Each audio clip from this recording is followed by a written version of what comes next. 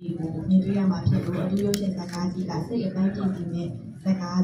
ဖြစ်တယ်လို့ပြောရလို့ရှိပါတယ်။မကြခင်ပေကားထက်မှလည်းကြည့်ရှုပြီးတော့အများကြီးအားပေးကြပါအောင်။ညနေတယ်ဆိုရင်လည်းပြည့်တဲ့တွေကိုမျှဝေပေးကြပါအောင်လို့ပြောချင်ပါတယ်။ဒီအများကြီးတင်ပါတယ်။ ဟုတ်ကဲ့ပါကျေးဇူးတင်ပါတယ်ဘိုးကြီးကျွန်တော်နောက်တစ်ယောက်ခေါ်ဖို့ပြီးသွားတယ် sorry ပါကိုထက်ရဲ့ချစ်စည်းလေးလက်တော်ကိုဖိတ်ခေါ်ပါတယ်လာပါမလို့ကျွန်တော်ရဲ့ address ကမျိုးဟုတ်ပါပြီမျိုးဖိတ်ခေါ်ပါတယ်တိုင်းလေးစီ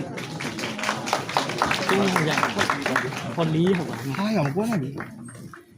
ဒီကောင်လေးကိုတကယ်လို့ကြည့်ပြီးလို့ကြိုက်သွားရတယ်ဆိုရင်ကျွန်တော်တို့ပို့